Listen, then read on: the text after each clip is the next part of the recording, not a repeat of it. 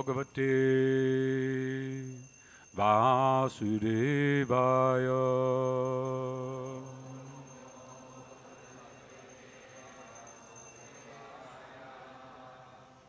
Om Namo Bhagavate Vasudevaya.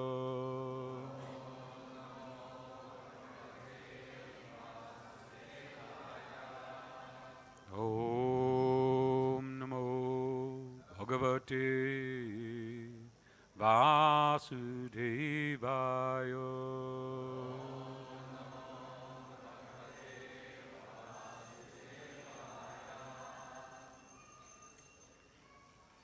Srimad Bhagavatam, Canto 9, Chapter 15. We're beginning this chapter, and we have 6 verses for today, but only the last 2 actually have a purport. So we will read the first 4 and then chant together. I believe this is, well, maybe not. Let me see what this is. Yes, this is 6. Okay. But that's my understanding, is that we haven't covered the, so where are we here? Okay.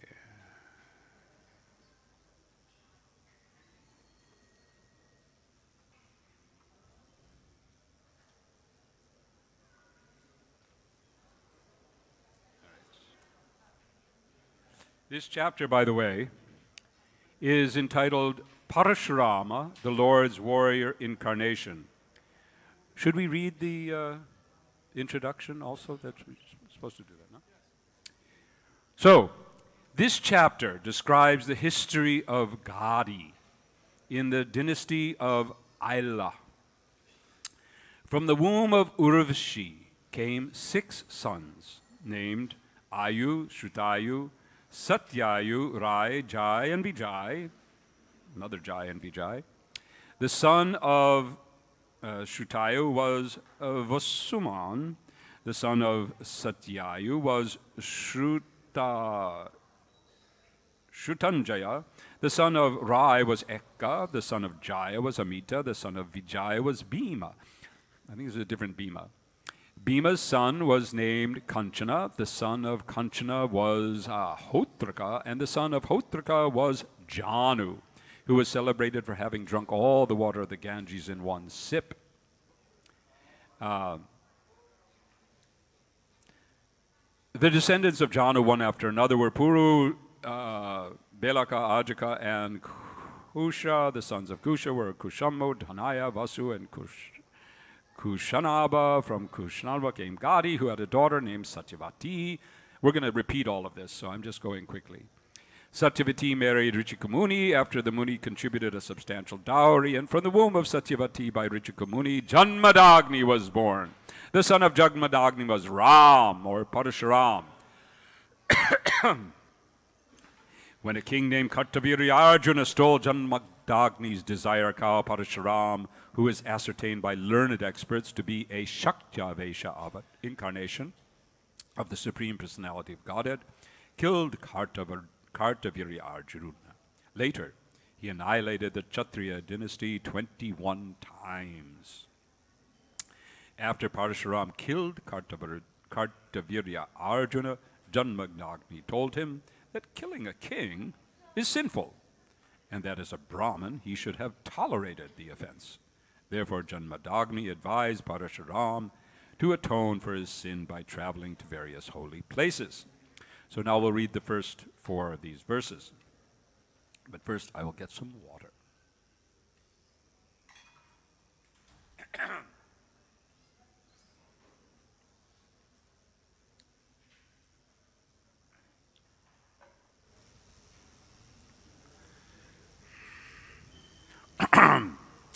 Shri Badaraya Nirvacha Ailasya Urvasi Garbhat Sadasan Atmaja Nripa.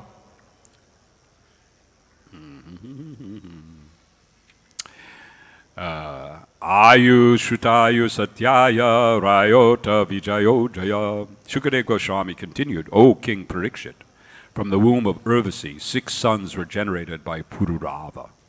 Their names were Ayu, Shrutayu, Satyayu, Raya, and Vijaya and Jaya. Shrutayor Vasuman Putra Satyayoscha Srutanjaya Rayasya Sutaekascha Jayasya Tanayo Mita Bimastu Vijayosyasta Kanchanohotra Kastata Tasya Janu Suto Gangam Agandasi Kriyayo Pibat. The son of Shrutayu was Vasuman, the son of Satyayu Shrutanjaya, the son of Raya, Eka, the son of Jaya, Amata, and the son of Vijaya, Bhima. The son of Bhima was Kanchana, the son of Kanchana was Hotraka, and the son of Hotraka was Janu, who drank all the water of the Ganges in one sip. We'll just stop here just to honor Janu. Janu, who resides here in Sri Navadvip Dham. I know Brajananda goes to see Janu every year. So does Rajendranandana. And of course, Vrishinga Maharaj takes us to see Janu in Janu Dweep. And there's not much that we know about Janu except what is stated here. Basically, he was living here in Janu Dweep when Bhagirath brought the Ganga down. And the Ganga is going by force. How many here have been to Gangotri? You've been to Gangotri?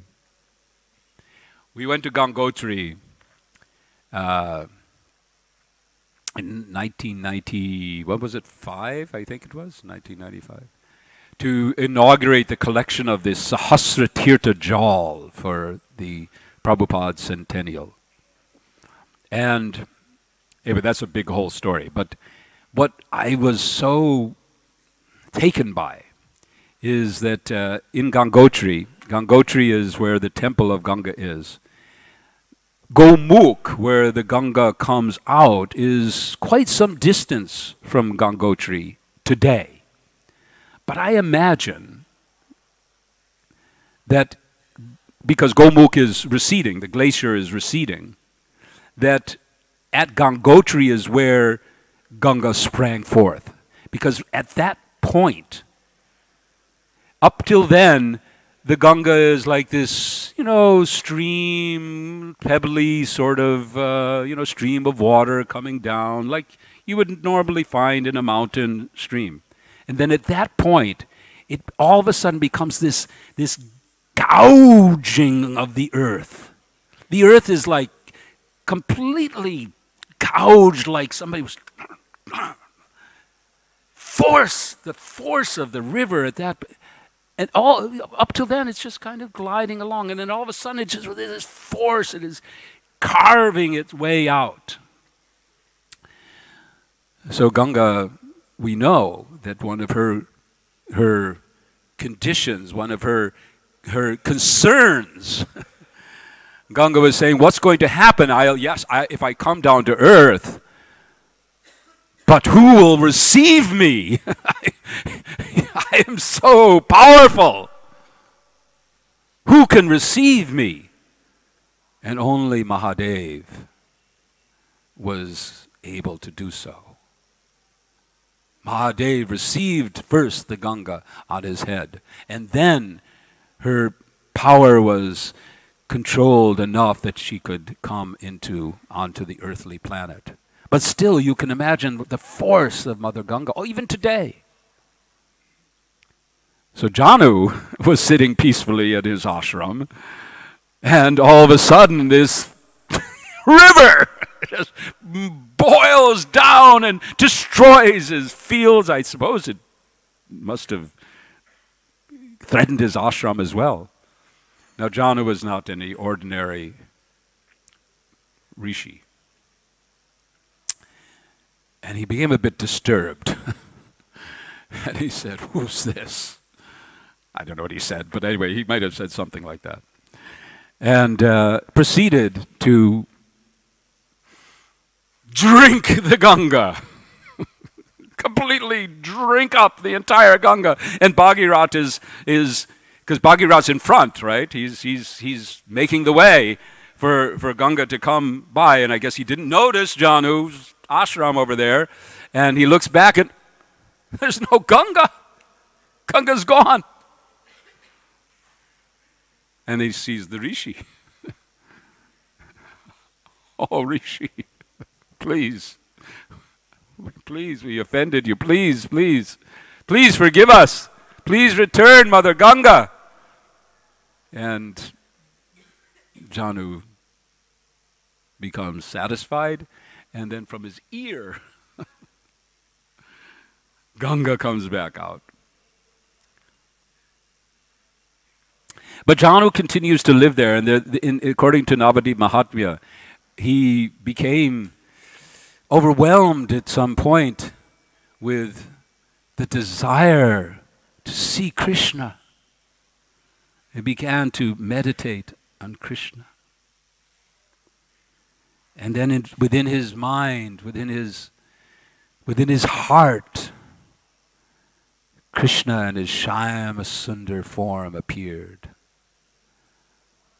bedecked with garlands and jewels and threefold bending form, playing his flute. And Janu becomes overwhelmed,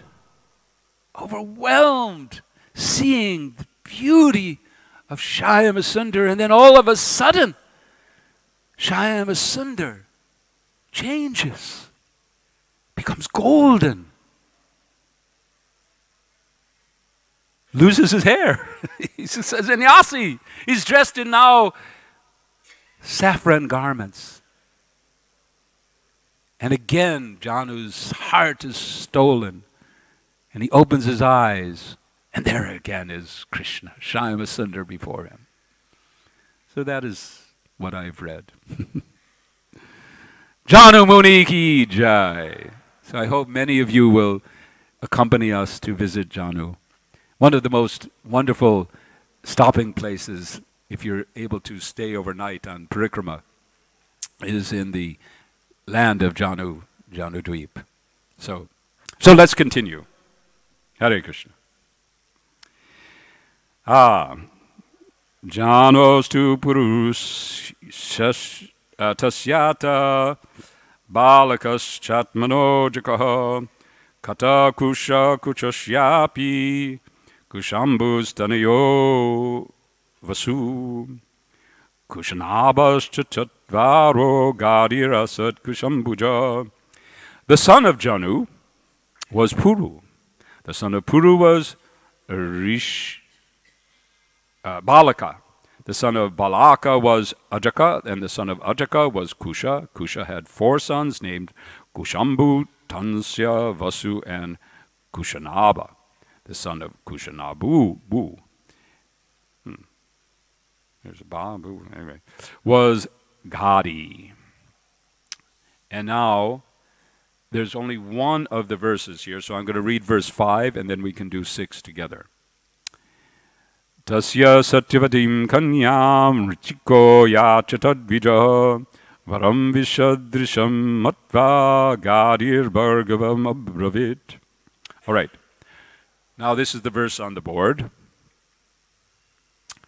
Ekata shyama karnanam ayanam chandravarchasam sahasram diyatam sulkam kanyaya kushika vayam ekata shyama karnanam ayanam chandra varchasam sahasram diyatam sulkam kanyaya kushika vayam. Maharaj, like to. Ekata Shamana Karnanam Ayanam Chandravarchasam Sahasram Diyatam Shulkam Kanyaya Kushika Vayam.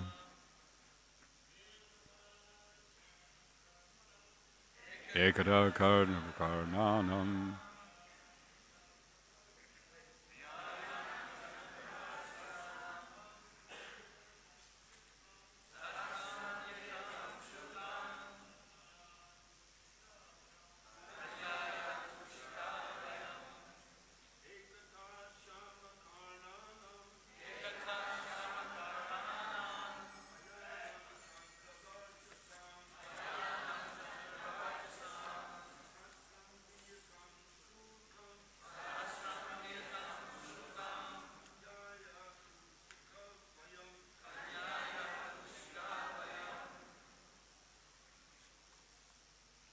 Ladies,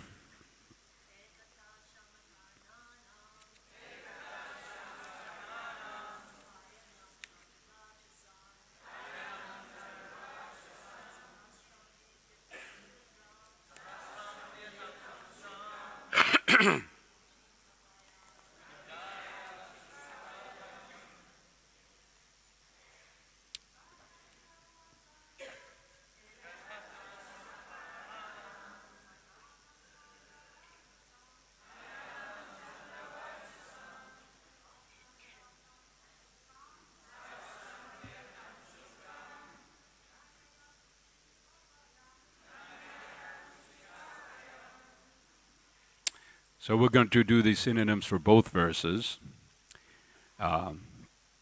Tasya of Gadi, Satyavatim, Satyavati, Kanyam, the daughter, Richika, the great sage Richika, Ayachata, requested, Dvija, the Brahman, Varam, as her husband, Vishadrisham, not equal or fit, Matva, thinking like that, Gadi, King Gadi, Bhargavam, unto Richika, Abravit, replied, Ekataha, by one, Shamakarnanam, whose ear is black, Hayanam, horses, Chandra Varchasam, as brilliant as the moonshine, Sahasram, 1,000, Diyatam, please deliver, Shulkam, as a dowry, what is this?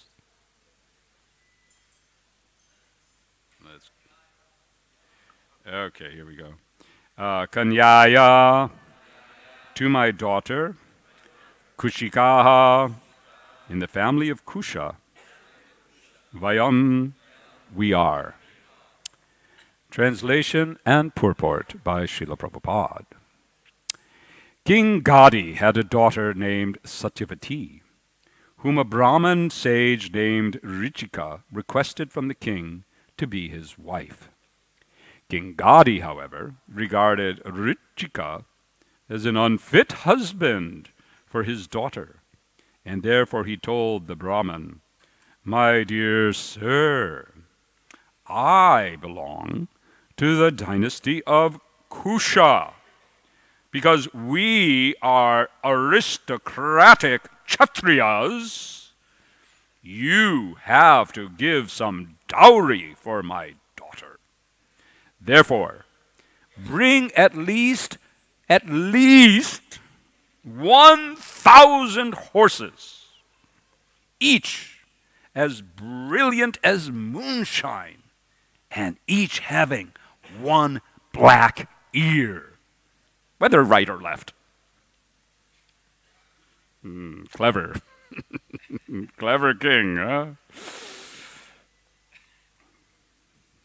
Too smart. Purport.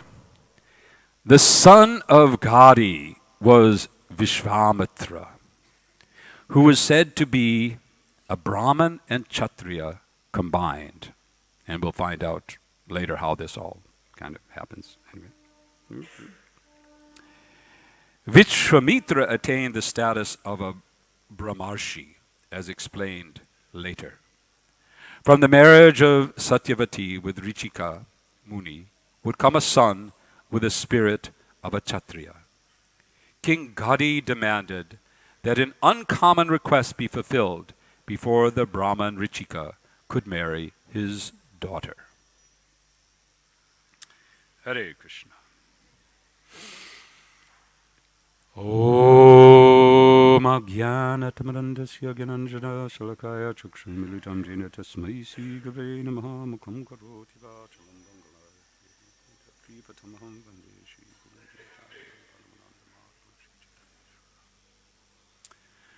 Hare Krishna, Maharajas, my senior God brothers and God sisters, and all the devotees assembled here. Please forgive me in advance and bless me that I may somehow speak something pleasing for His Divine Grace, Srila Prabhupada, and all of you assembled here.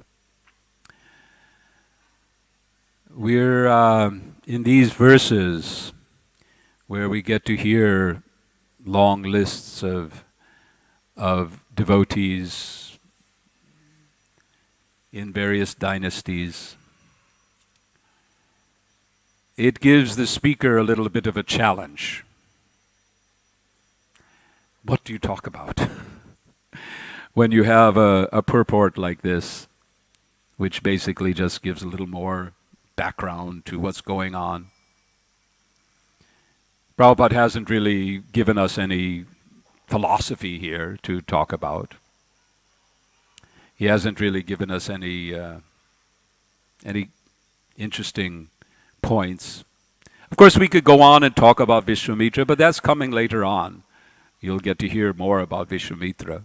We already talked a little bit about Janu. We could go skip ahead into the various things that are going to happen with Janmadagmi and Parasuram and all of these things.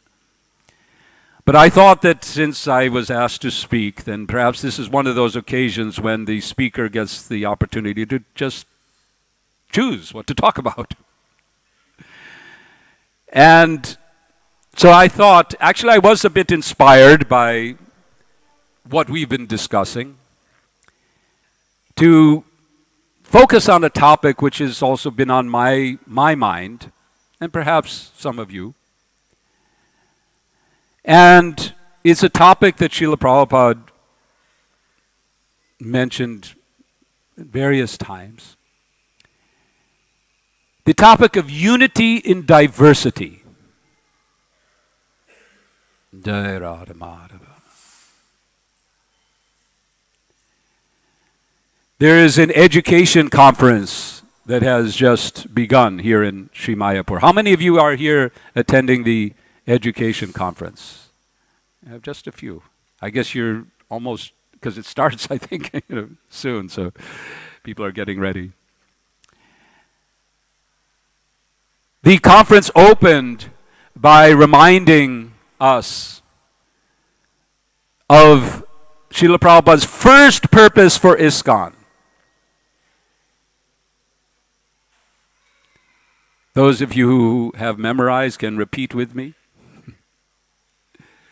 To propagate spiritual knowledge to society at large, and to educate all people in the techniques of spiritual life, in order to correct the imbalance in life and to achieve real unity and peace in the world. Unity comes as the first object, or result, you should say. Prabhupada speaks of being an educational movement. To educate. We are a society first and foremost dedicated to education. Educating all people with spiritual knowledge and the techniques of spiritual life.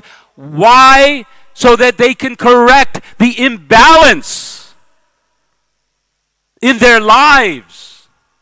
The imbalance between their material life and their real life. The life of the spirit. The life of the jiva. The true life. The true goals. And to thus achieve something, to achieve unity. We find in Prabhupada's introduction to his Srimad Bhagavatam how he speaks about the world.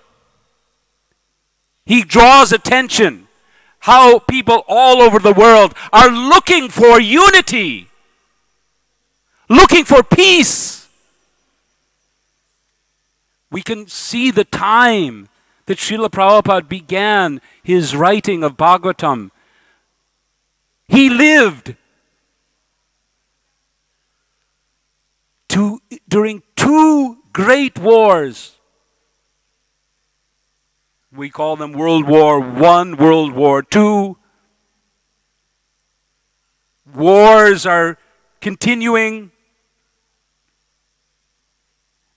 He's seeing the cry of people all over the world. Where can we find peace? And there, he's seeing the attempts for peace through unity, through these things like the United Nations,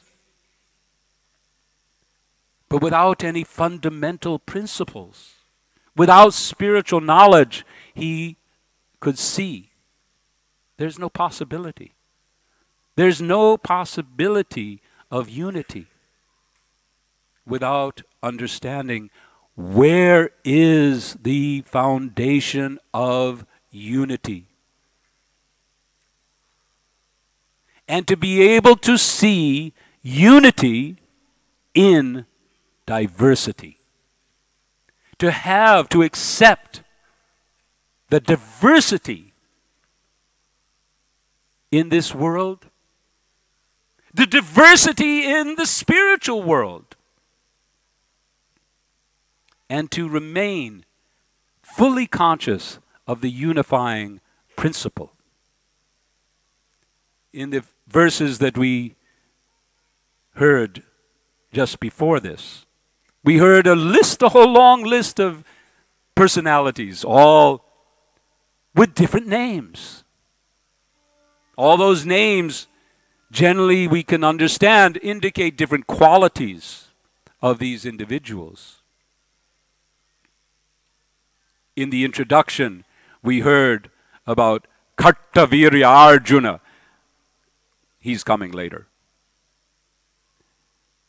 His name has much significance, and I'll leave that to those who speak about him to describe. But all of these names, all these personalities, they each represent diverse natures, various kinds of expressions.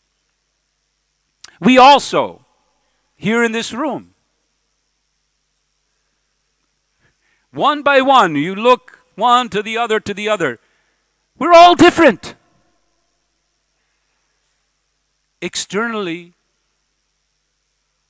some of us are housed in the male forms, some of us are housed in female forms, some of us are a little older, some of us are a little younger, and some of us are loud, like me. And Jivanath, he's also loud. Hare Krishna. One day we'll have a competition, right? Okay. Let's see, West Coast, East Coast. Okay. Anyway, I had to be loud in my service.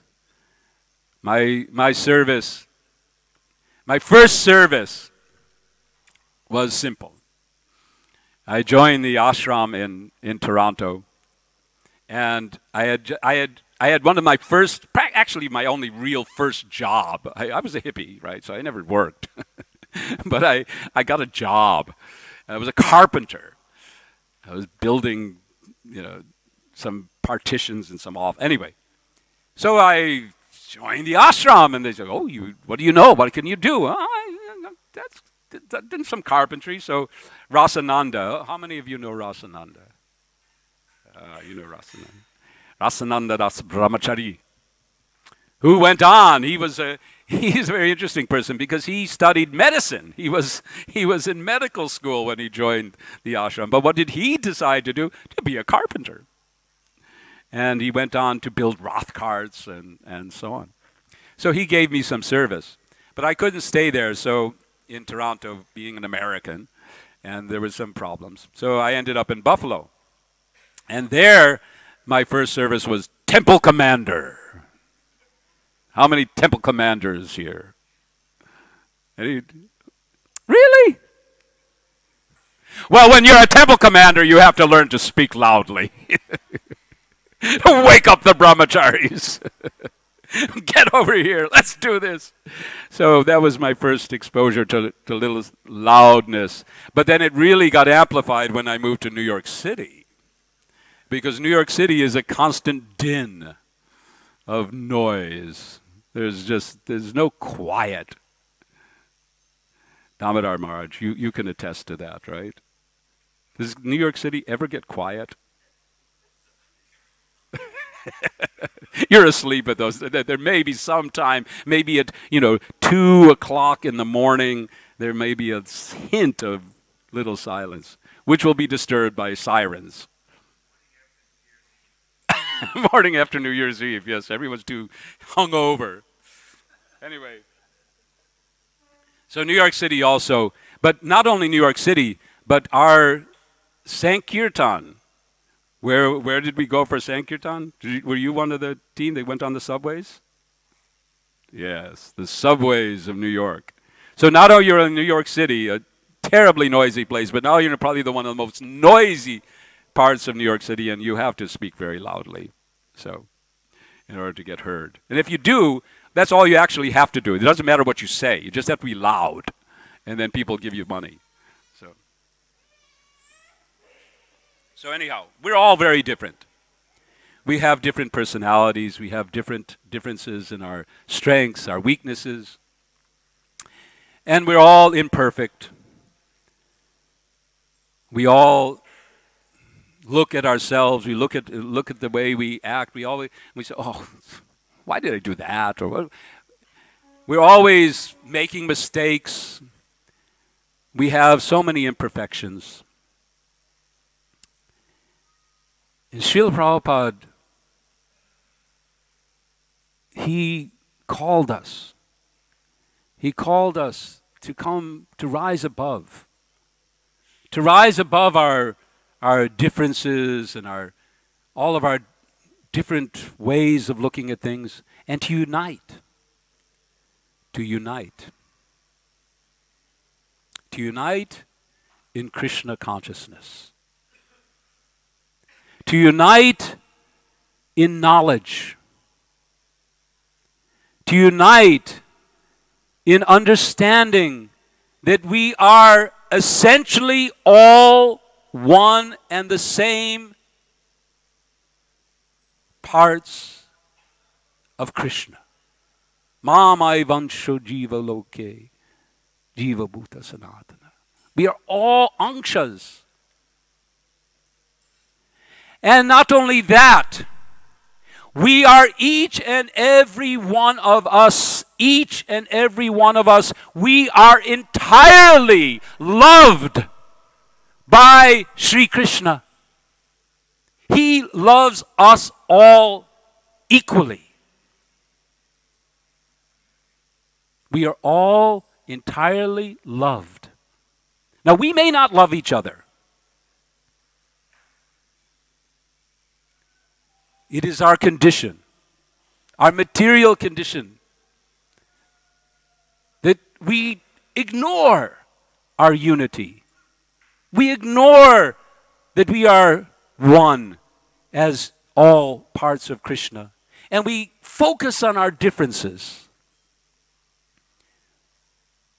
And not only focus on our differences, we focus on the faults that we find in each other. And that leads us to choose, well, I like this one, or I don't like that one. And it can go so far as we begin to actually consider that someone is my friend and another is my enemy. And then dispute, tension breaks out. So Srila Prabhupada began his mission calling the world to rise above this false understanding and see our unity. Now, it's not only in the world outside of ISKCON that this is an issue, a problem. Srila Prabhupada especially called the devotees to come here to Mayapur. This is from a letter in 1973 to Kirtanananda. Material nature means dissension and disagreement, especially in this Kali Yuga. But for this Krishna consciousness movement, its success will depend on agreement, even though there are varieties of engagements. In the material world, there are varieties, but there is no agreement. In the spiritual world, there are varieties, but there is agreement. That is the difference. The materialist, without being able to adjust the varieties and the disagreements, makes everything zero. They cannot come into agreement with varieties. But if we keep Krishna in the center, then there will be agreement in varieties. This is called unity in diversity. I am therefore suggesting that all our men meet in Mayapur. Here we are. We're meeting in Mayapur. Every year during the birth anniversary of Lord Chaitanya Mahaprabhu, with all GBC and senior men present, we should discuss how to make unity in diversity. But if we fight on account of diversity, then it is simply the material platform. Please try to maintain the philosophy of unity in diversity. That will make our movement successful. One section of men have already gone out. This is Srila Prabhupada speaking in 1973. And he's speaking about devotees in our movement who had left. I don't actually know who he's talking about. But you can see his mood. One section of men have already gone out. Therefore, we must be very careful to maintain unity in diversity. And remember the story in Aesop's fables of the father of many children with a bundle of sticks. Yesterday's education conference began, there was a big picture of the bundle of sticks. When the father asked his children to break the bundle of sticks wrapped in a bag, none of them could do it. But when they removed the sticks from the bag and tried one by one, the sticks were easily broken. So this is the strength in unity. If we are bunched up, we can never be broken. But when divided, then we can become broken very easily.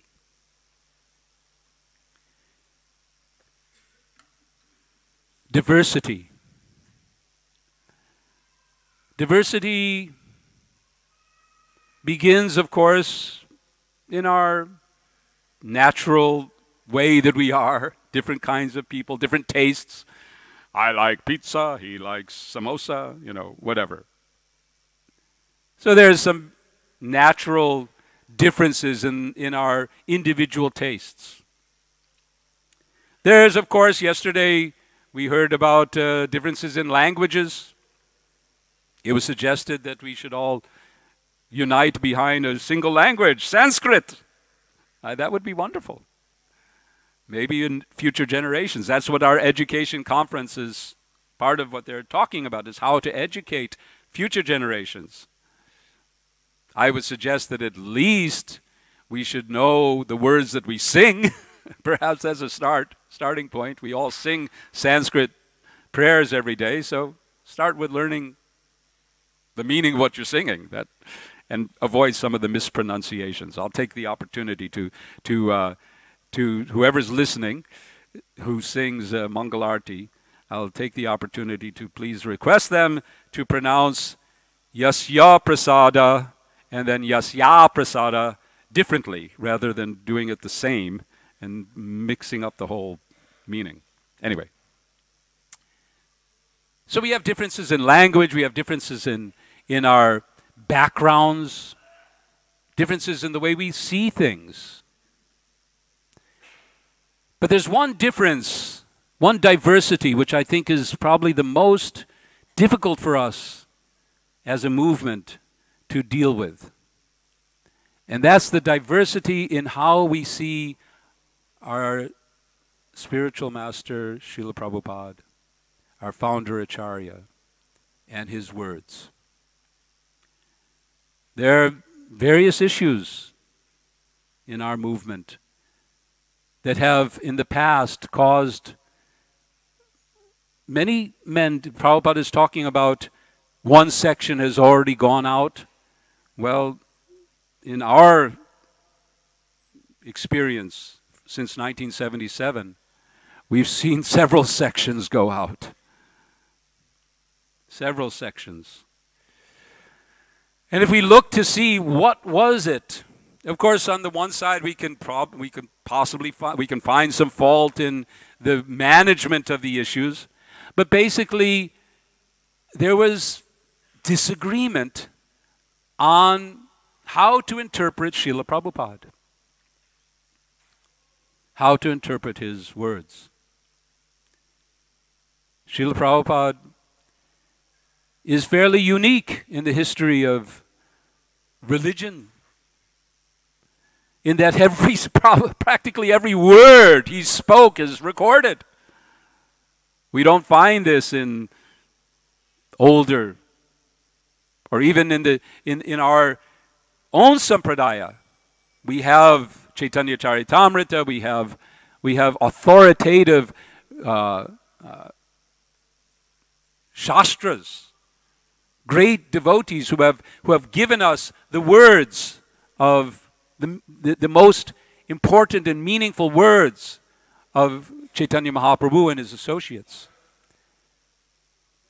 But today we have a huge collection of Prabhupada's letters and writings and conversations. And sometimes it's my suggestion that Srila Prabhupada could be, you could say, artistic with language and would express himself. And if his words are not taken into context, you may come up with a different interpretation. And even if you do, even if you study very hard and you try to really understand, then it's very possible that you will come to one conclusion and I may come to another conclusion. So how to stay together? This, I feel, is one of the greatest challenges we face. We may not be able to sort out and come to a universal conclusion on everything. We may end up with diversity. How can we remain united? Srila Prabhupada had another conversation. And if I find my glasses, I can read it. Where did I put them? Oh, here. This was in 1976, here in Mayapur again, on a morning walk. Who was here in 1976? Mayapur. The famous 76 meeting. This was a real test for unity and diversity. The history is, at this time, the movement is basically in America. I mean, there's European, there's, lots going on in Europe also, but America is where it's at. And India is still just coming up. But America, and what's the thing that's really happening in America in 1976? But who's the leader? Radha Damodar. So how many, Siki, you probably experienced, you were on Radha Damodar, weren't you on some, huh? But you must have experienced some of the tension. There was tension. Talk about disunity and disagreement all over America. Here you had this dynamic band of brothers, the Radha Damodar party, sannyasis and brahmacharis, and they were crisscrossing the country in their buses, unfettered by temples, and especially unfettered by the association of women. And they were going everywhere, and they'd run into a temple and they would jump out of their buses and crowd the temple room and begin a huge kirtan, and everyone would be enlivened, and then the next morning the temple president would wake it up and half his brahmacharis were gone. In the middle of the night, they had taken these brahmacharis, before Mangal Arati, popped them on the bus and ran off. And now they'd come to Mayapur, and they said, we're going to do here's the coup de grace. And they, led by, I came to Mayapur. Mahamaya remembers my entrance. I don't remember it exactly, but you were in the room, I think, right? So I remember coming into Mayapur in Prabhupada's room upstairs. And I walk in, and there's this circle of sticks. With all respect to Sri Danda, whatever you call this. Okay. But here was this row of sticks in front of Srila Prabhupada. Srila Prabhupada was sitting there. And there was Gargamuni, there was Guru Kripa, there was Bhavananda, there was Yashodananda. Some of these names you may not recognize. You recognize them. Anyway. And what I remember, and Mahamaya probably remembers other things, but I remember being asked by Srila Prabhupada, I was called actually to the room to report on New York, and because we had just moved into the 55th Street building. But I was especially asked to report on what had transpired just maybe a month or so or earlier, which was the closing of the Dallas Gurukula. And I made some report, I can't remember. And I remember someone, it was probably Gargamuni, maybe it was Guru Kripa, saying, just see, Grihasta. Jagadish was the minister who had done this. Because he hadn't asked Srila Prabhupada. This was the issue. He had closed the Gurukula without asking Srila Prabhupada. And so this was, the mood, it was palpable in that room. Grihastas was like the dirty word. And it proceeded, very interesting reading. I recommend this if you can. The 1976 GBC resolutions. Very interesting reading.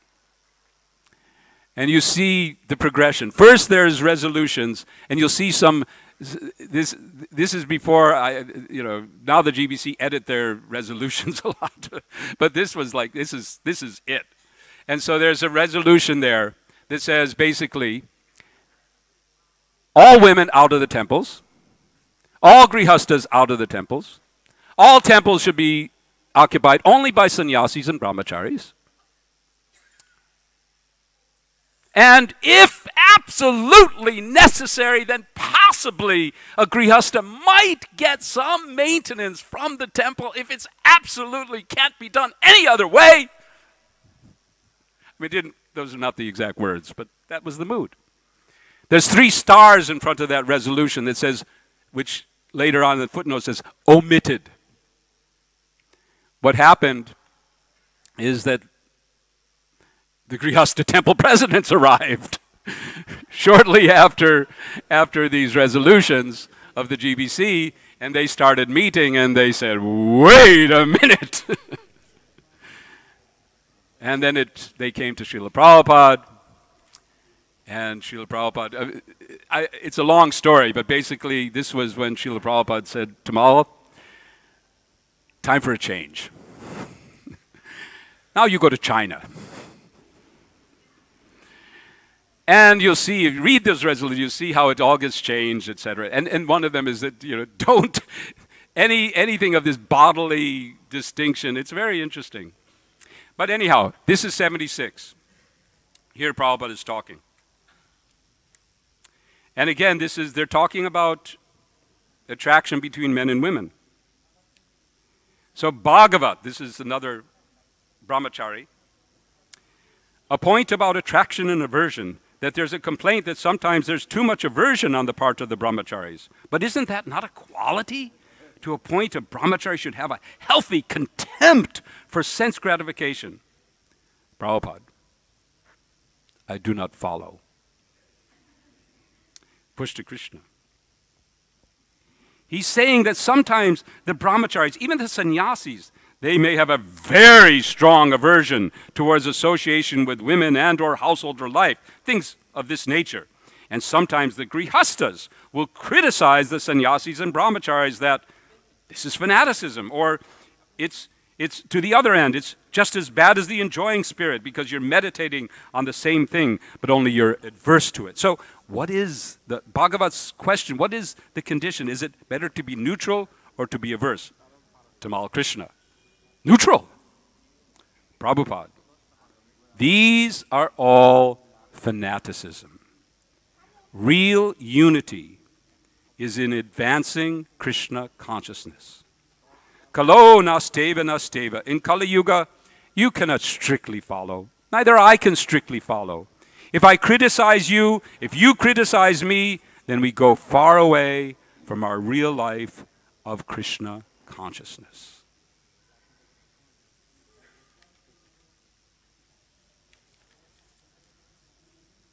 Our real life of Krishna consciousness. To see Krishna everywhere and everything. To see ourselves not as men and women, young or old. Of course, we are in these positions, and we do have to act according to our particular situation. We have to do this, unless we're avadutas. But that is a very different platform. We have to behave according to the social parameters that we are in. But internally, we must maintain our consciousness of Krishna. To see ourselves as his parts and parcels, and to see everyone, the devotees and the non-devotees, also as the parts and parcels of Krishna, as his parts his loving parts, his loved, I should say, parts. We may not love him, but he loves us. All of us. He sees everything. All the things that we see in ourselves and say, oh, I don't like that. He also sees it. But he always loves us, regardless.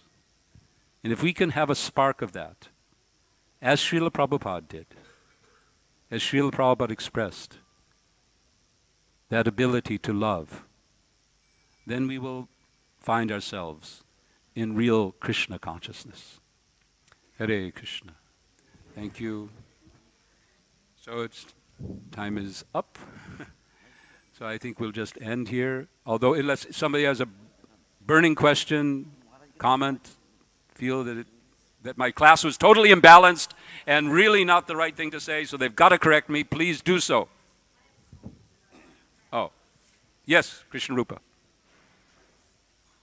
Is there a microphone?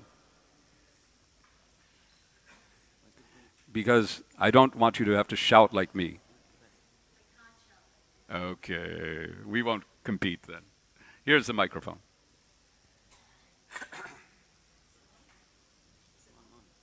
Hare Krishna. Thank you very much, Pancharatna Prabhu, for the wonderful class.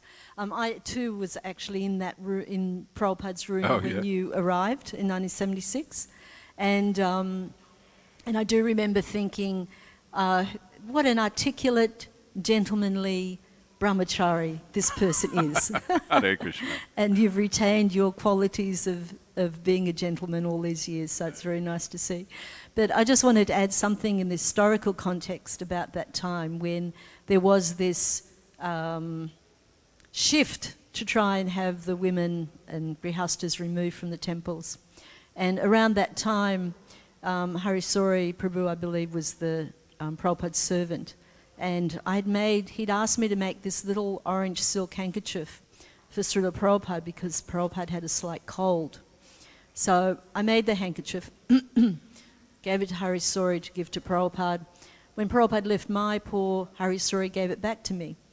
Fast forward decades later, and Harisori Prabhu came to Australia, and I asked him after a class one morning, by any chance, do you remember that little orange silk handkerchief I made for Srila Prabhupada here in Mayapur? And he said, oh, yes. I said, did Prabhupada actually use that handkerchief? Because I still have it. And he said, oh, yes, Prabhupada loved that handkerchief. And I was very shocked because it was a very, not a very good handkerchief. And he said, I'll tell you why Prabhupada loved it. And he said, Prabhupada was in his room surrounded by sannyasis. Harisori Prabhu came in. One sannyasi, whom I won't mention who it was telling Srila Prabhupada what a wonderful sannyasi he was. He didn't talk to women, he didn't, look at women, women were Maya, etc., etc., etc. And Srila Prabhupada, as you know, he would often just let you have a long rope that you could hang yourself with.